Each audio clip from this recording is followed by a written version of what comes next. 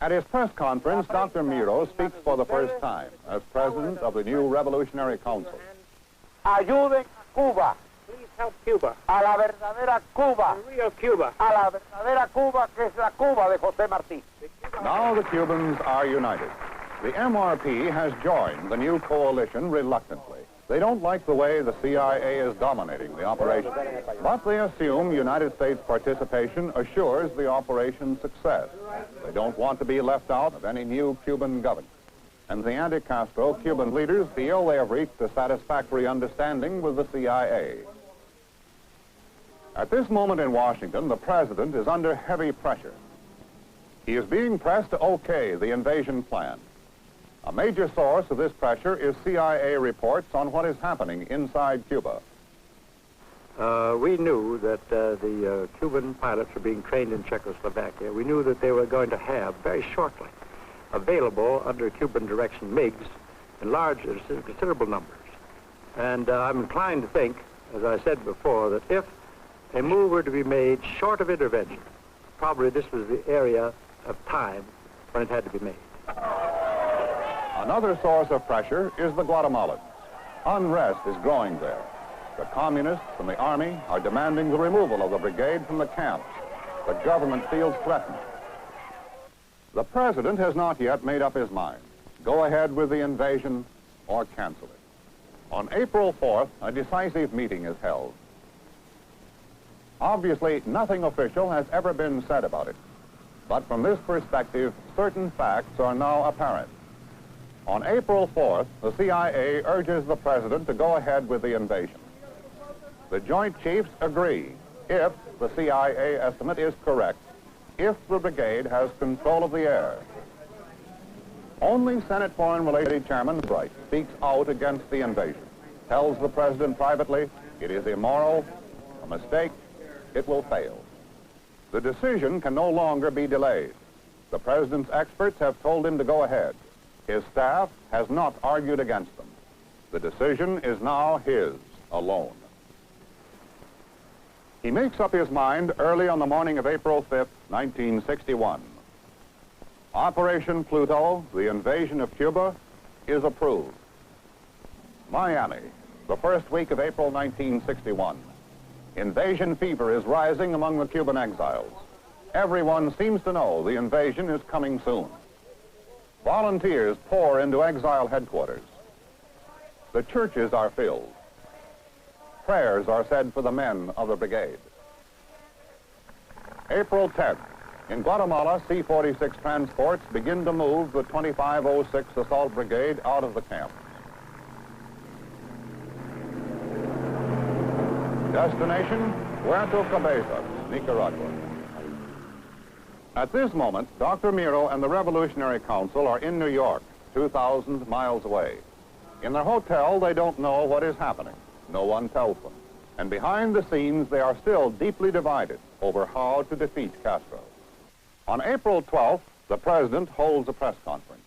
Has a decision been reached on how far this country would be willing to go in helping an anti-Castro uprising or invasion in Cuba are concerned? Well, first I want to say that there will not be, under any conditions, be an intervention in Cuba by United States Armed Forces. And this government will do everything it possibly can, and I think it can meet its responsibilities to make sure that there are no Americans involved in any actions inside Cuba.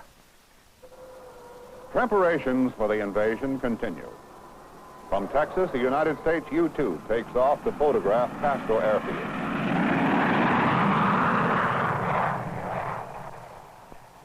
A United States Naval Task Force puts to sea for Caribbean maneuvers scheduled for the next week.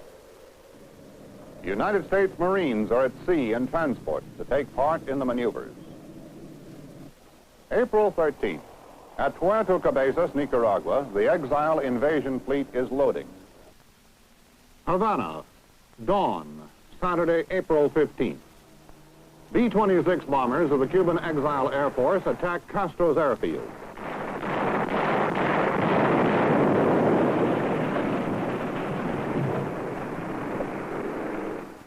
The UN, Saturday morning.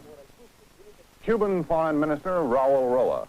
I have been instructed by the revolutionary government of Cuba to denounce before this committee the vandalistic aggression carried out today at dawn against the territorial integrity and political independence of Cuba. The responsibility for this act of imperialistic piracy falls squarely on the government of the United States of America. Dr. Roa has made a number of charges that are without any foundation. I reject them categorically, and I should like to make several points quite clear to the committee. Regarding the 2 aircraft which landed in Florida today, they were piloted by Cuban Air Force pilots. These pilots and certain other crew members have apparently defected from Castro's tyranny. No United States personnel participated. No United States government airplanes of any kind participated. These 2 planes, to the best of our knowledge, were Castro's own Air Force planes, and according to the pilots, they took off from Castro's own Air Force fields. I have here a picture of one of the planes.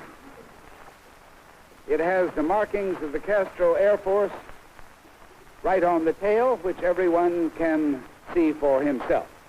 One of the planes is at a Miami airfield. It is identified as a B-26 attached to the exiled Cuban brigade. Castro's B-26s have no nose guns. The pilot is identified from a newspaper picture as a member of the brigade. The airstrike he took part in was intended to destroy Castro's Air Force. 2 more are planned. Castro has been dealt a serious blow, but his entire Air Force has not been destroyed. The crucial fact is 3 jet trainers are untouched. Official United States propaganda. The airstrike has humiliated the United States before the world. It has humiliated Adlai Stevenson, who did not know that what he told the UN was not the truth. The United States reacts to the world outcry against the bombing. The other 2 airstrikes are postponed. This decision leaves Castro with 3 undamaged jets. These jets will be a key to the failure of the invasion. Sunday, April 15th. The exile leaders do not know the invasion fleet is already at sea. Me esperaron en Nueva York en la escalería del avión. Awaiting me at the steps of the plane that brought me from Miami were 2 people who identified themselves as officials of the American agency. They took me to a private room, and in a short while, the other leaders of the Revolutionary Council arrived. From there, we entered 2 cars and were driven to Philadelphia, where we took an immigration department plane. We arrived at an unoccupied airport somewhere in Florida. At that moment, we didn't know which airport it was. It was taken to a house and armed guards was placed around. For the next 48 hours, the Cuban exile leaders will be kept under guard in Florida, in this house, while 90 miles away, an invasion is being carried out in their name. Dawn, Monday, April 17th, Bay of Pigs, Cuba. The first units of the brigade reached the beach without opposition. Among them is Humberto Diaz Arguelles of the 2nd Battalion, H Company. This is the way the battle began at Playa Larga.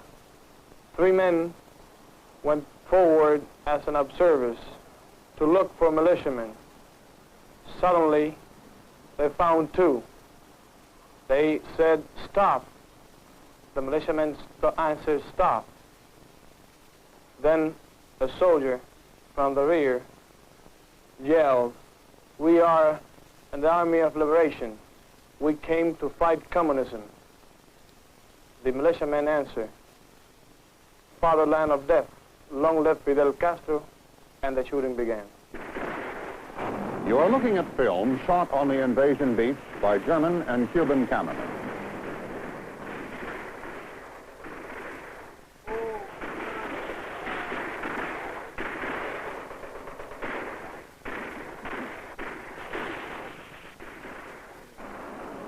In Havana, as the morning goes on, Castro begins to react to the invasion.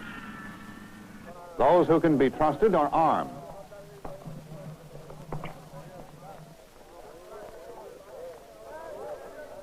Castro takes personal command.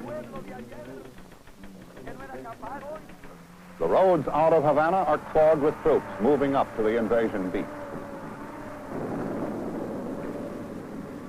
But in the first hours, the brigade pushes inland. Castro has not yet been able to bring up his tanks and heavy guns. The first communique of the brigade, issued by a Madison Avenue Public Relations office, reports satisfactory progress.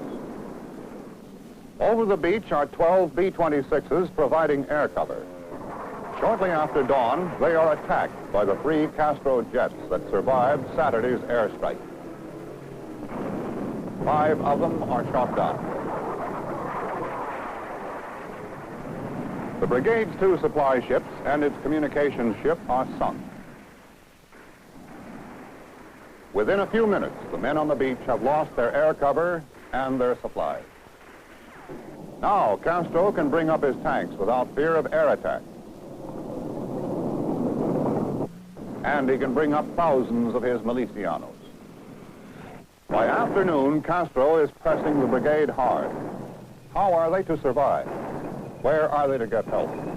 Some expect it to come from the underground. There is no uprising, there is no sabotage, there is no help from the underground for the brigade. For the next 48 hours, the men on the beach take a terrible pounding. They wait for help. None comes.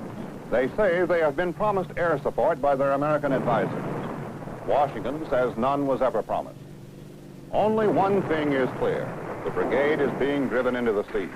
Its only hope of survival is United States military intervention.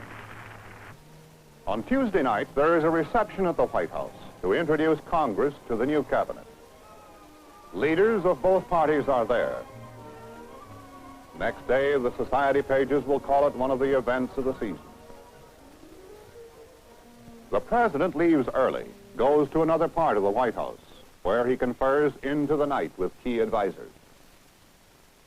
CIA Deputy Director Richard Bissell had come to the president with a desperate last-minute appeal. He knew that the president had said there would be no intervention. But he now said the brigade was doomed unless the United States intervened, at least with air cover from the Navy task force that was standing off the beach. Admiral Burke, speaking for the Pentagon, favored the intervention. Secretary of State Rusk opposed it. The risk, he said, was too great. If we now openly intervene, we would probably endanger our entire Latin American position, and it would be an invitation to Khrushchev to step in. The president said he would make his decision within the next few hours. At dawn, the president makes his decision. Later, he tells it to the members of the Revolutionary Council, who have been flown from Florida. President Kennedy was very firm.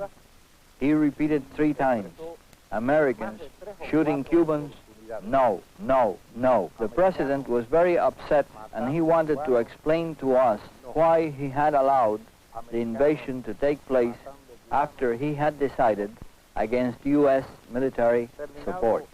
He told us that on the day of April 13, he sent a message to the project chief watching the brigade get ready to sail for Cuba. He asked this man, whose name was Jack Haskins, if he still felt the brigade could win by fighting alone. President Kennedy showed us a copy of the reply, signed by Haskins. This document informed the president that the brigade could overthrow the Castro regime without U.S. help. The president looked very angry, and he told us he had relied on such advice in making the decision to send the brigade to Cuba. On the beach at the Bay of Figs, fighting continues. The brigade has no food, almost no ammunition, no hope of help from within Cuba or from outside. At 3:45 p.m. Wednesday, April 19th, resistance ends. All those who are not killed are taken prisoner.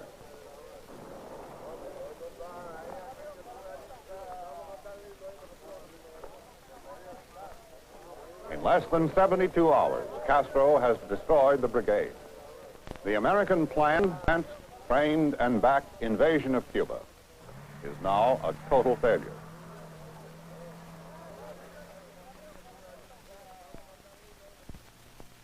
The failure at the Bay of Pigs was not merely the failure of the Cuban exiles. It was a failure of United States policy, which led to a failure of United States power. Clearly, the United States had the naked power to destroy Castro, but it could not ignore world opinion and use this power. It could not risk the repercussions that might follow the slaughter of Cubans and the occupation of Cuba by United States forces, could not risk the possible escalation to nuclear war. One alternative that suggested itself was indirect intervention, carried out secretly under CIA supervision. The CIA's solution was a carefully controlled military operation. It ignored, for the most part, the underground inside Cuba, which could not be controlled. Left-wing former Castro supporters, considered politically unreliable, were shut off from participation. No real effort was made to bring about an uprising of the Cuban people. The divided and mercurial Cuban exile leaders were felt to be undependable, and all real control was taken out of their hands. The CIA put its faith in the brigade, small, politically reliable, controlled by United States agents. An attempt was made to use the brigade and the Cubans as an instrument of United States policy. The tactics were reminiscent of the days of United States big stick diplomacy. But Fidel Castro did not collapse at the first sign of opposition, as many Latin American dictators in the past.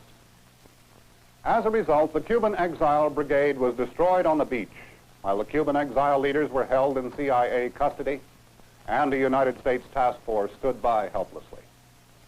This was probably the low point, the worst moment for John F. Kennedy in his 3 years in the White House. As president, he took full responsibility for this failure of United States policy, this misuse of United States power, although the total blame was clearly not his.